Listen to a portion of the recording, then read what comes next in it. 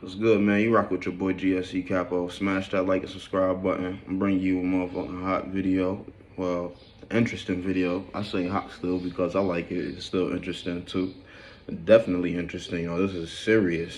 Shout out to Real Life Law. Go hit the subscribe button on Real Life Law. Like I said, hit that like and subscribe button for me too. This one right here is why war in Ukraine is causing apocalyptic famine. Shit, y'all think the world might end because of what's going on? No, I don't think the world might end right now. They say the world gonna end, but a lot of rumors going around, speculation. But if I did this play button, you feel me? I ain't gonna get into all of that right now.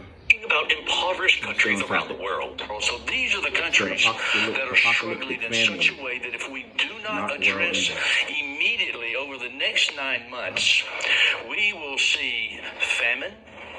We will see destabilization of nations like you are already seeing in certain places like in the Sahel. And third, you'll see mass migration. And I can tell you from experience, we've got the... Hey, man. All of that sound bad. But what sounds worse to me is mass migration. Bro. What, they gonna smush all these people into these small-ass places? I understand why they ain't, all this land that they got, they ain't do nothing with in America. That's just empty land. Whole bunch of land, just empty. Some land ain't even farmland. They just don't build nothing there. You in the airplane looking down, you like, yo, why the hell they got all this land and nothing's there? Or there's something actually there underground. Never know. But it just play button. Solutions. We've got the programs.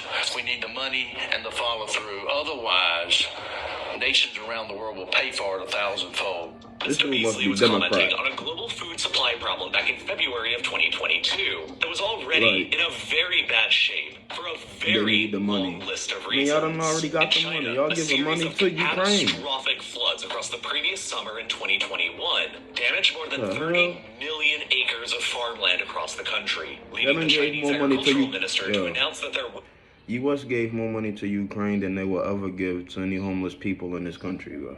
Their crop yield could end up becoming the worst in history. The La Nina meteorological condition over the Pacific Ocean that began back in 2020 was persisting into an unusually long third. They sent them what? More than $80 billion? I need one of you guys to correct me in the comments, but I know it's 80 something. And it's like, bruh. That ain't even gonna fix the damage there. They already suffering like more than $500 billion in counting and damage. So that ain't fixing anything. That's just to support them for the war or whatever they want. You know what I'm saying? That the shit they got going on over there. But, bruh, you telling me people gotta get bombed to get funds sent to them?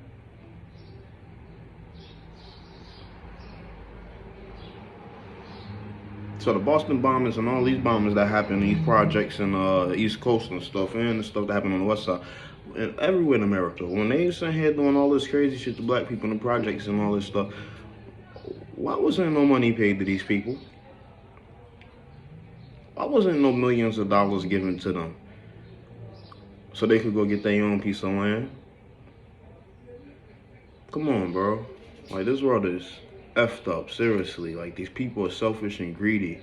They don't care about nobody but themselves. Like, so it's an end goal to this shit. Year, bringing less precipitation than usual across the American West and dramatically exacerbating the already worst drought that the region has seen any time in the past 1,200 years. From The worst drought.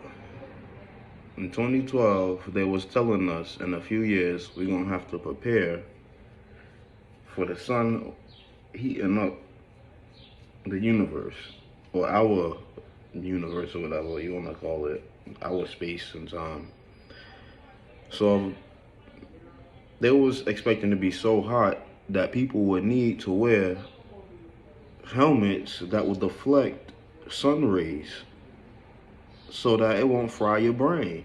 See, they was doing their test back in 2012, so that's what they was coming. You know, scientists not always on par, not on point until they get exactly close to the moment, and then, yeah, it's already too late, buddy. They done figured it out with the last damn moment.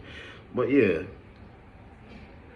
the sun is heating, yeah, getting stronger. It has its cycles. The earth is warming up. You can't do nothing to stop it. That's what they call global warming. You know, they also taking people money and y'all minds. Talking about global warming, bro, you cannot stop global warming. No matter what devices y'all make, HARP, Project Bluebeam, any of these damn devices. You go worship a fallen angel, make sacrifices. You could change the weather, make whatever happen, but look, you cannot stop what God done already set into play. I'm just gonna leave it at that. Hit this play button. California to western Kansas, and seriously negatively impacting U.S. agricultural output in the process. Eastern Africa is currently experiencing the most severe drought there of at least the past 40 years. In August, the Taliban's recapture... And this is what they was talking about back in 2012, this drought. They was talking about, you see this is so hot right now. And the heat, and you see that these Christmas, see, when I was a kid, we used to get snow up to our knees, bro, and still have to go to school. They barely getting snow in these winters, man. I remember it was one winter it ain't even freaking snow. Like, that junk ain't snow until, like, the beginning of February, and it wasn't even nothing really. Like, I remember one time it ain't snow at all. Then it snowed one good time. And after that, it ain't snow no more. And that one good time was all it took, because that year it blew my damn engine in my car. Well, my homie did that shit thinking he know how to fix cars and shit, but yeah, I remember that shit. But yeah, it don't snow like that no more. I don't know, well, I'd say probably 2 years ago it might have, but yeah, this year I ain't had to do no shuffling. Or last year, whatever, I ain't really had to do no shuffling. I just shuffled the steps, that's all. I ain't even had to shuffle the road. So, see what I'm saying? Like, you gotta pay attention to weather patterns and shit. Like, every 2 years, every year to 3 in Jersey, it barely snow. You'd be like, yo, it used to always snow every year, though. And now it's like everybody, about to see this year. Like, if it don't snow this year, man, it's a big change. The government in Afghanistan had plunged the country into an even worse food security. And I'm just saying, not no snow. I'm just saying, like, it could snow a day or two, but that snow ain't sticking, it ain't bad, they don't count. Situation as financial sanctions from the West began to bite, while internal civil wars continued to rage across many of the countries in the Middle East, from Syria to Yemen, negatively impacting their citizens' abilities to acquire food. Back in 2020, in the capital and biggest port of Lebanon, Beirut, a catastrophic warehouse explosion took out most of the country's huge grain silos, leaving the country without any ability to store large amounts of grain and forcing them to become heavily reliant upon regular grain shipments coming in by sea instead, largely from Ukraine and Russia. And the lingering supply chain bottlenecks of the COVID-19 pandemic were still hampering the world's ability to ship products, including food. Largely because of all these issues, the numbers of people around the world whose access to food is so poor that it directly threatens their livelihood increased by nearly 80% over just the past 5 years, from 108 million people to 193 million. So, as you can see, the global supply chain of food was already under a lot of stress when Mr. Beasley publicly announced his warnings of famine, instability, and mass migrations around the world over the next 9 months at the Munich Security Conference on the 18th of February, 2022. And then, just 6 days after those warnings were made, Vladimir Putin ordered nearly 200,000 Russian soldiers to invade Ukraine. Oh yeah, that man Putin ain't playing no games, bro. I don't know why they even waste time with him. It's like they gotta know what he doing, man. Because again, his speech that he gave was televised when he was giving them their plans on what he was gonna do day by day and shit. It was already motherfucking tape. They thought it was live at first. Like, did y'all really think it was live? Y'all knew it was live. Y'all just want us to think that y'all thought it was live. You know what I'm saying? Like, it's crazy. I don't know what's going on here. But I know every time Putin say he ain't gonna do something, that dude turn around and do it. You know what I'm saying? So look, bro, we can't trust Putin for nothing. We can't trust him at all. Can't take him for his serious on his word. None of that. Putin is insane. That's what I could say. I don't know. But then again, who would want the enemy next door? You know what I'm saying? Like, think about it. You put yourself in Putin's shoes, and you fear America, and you see how they do what they do, and what NATO and them do to every other leader in other foreign countries and stuff like that. You see they be cutting, look, Saddam Hussein, Osama bin Laden, Gaddafi, the Haitian president. I heard something about the Venezuelan president, the one before.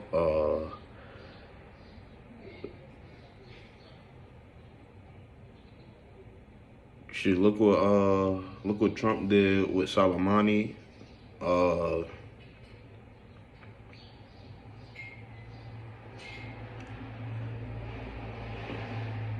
It's crazy, bro.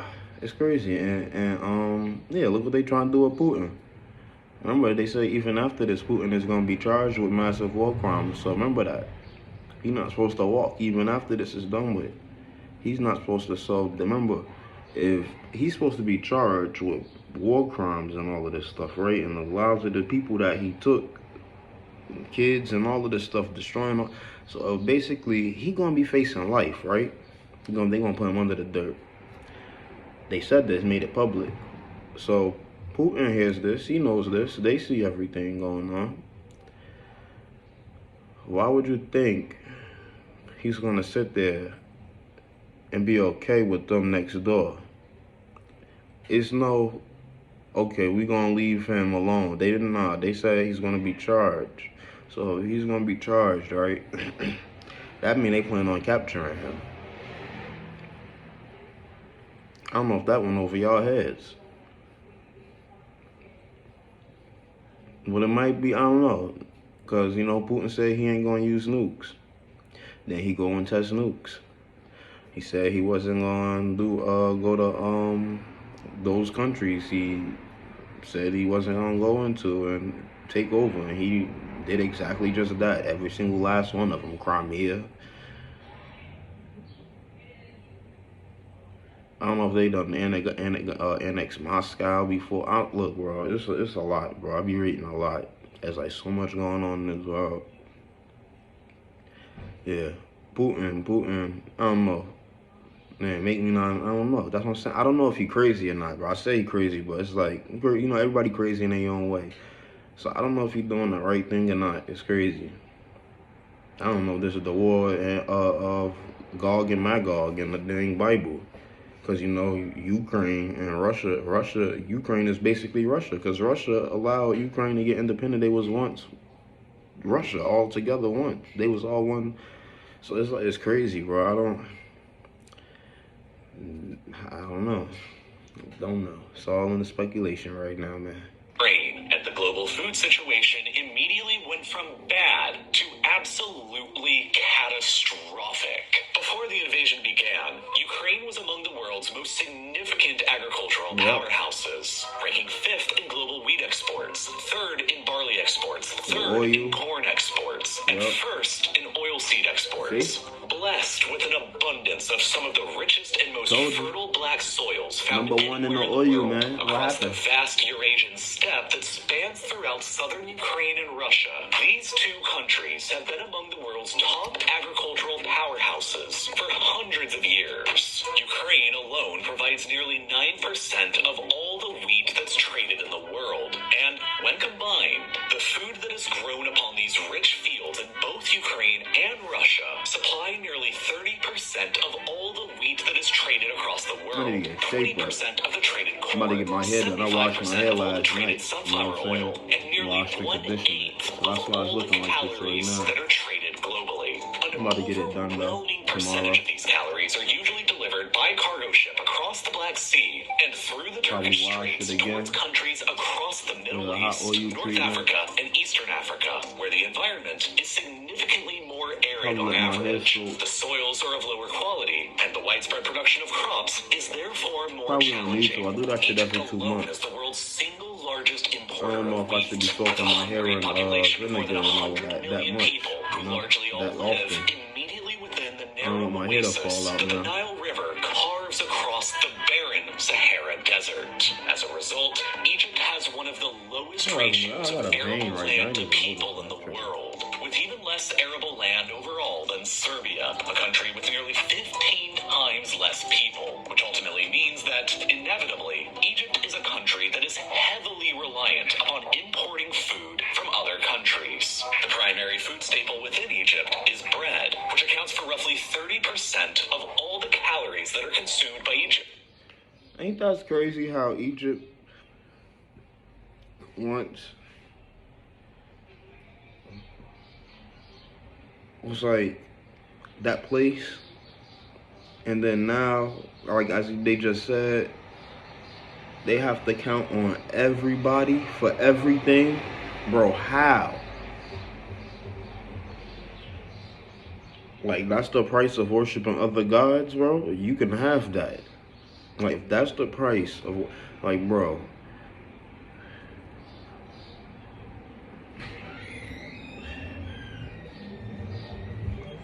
Man, hit that like and subscribe button. I'm gonna drop another one, man. I'm out. Gang, gang.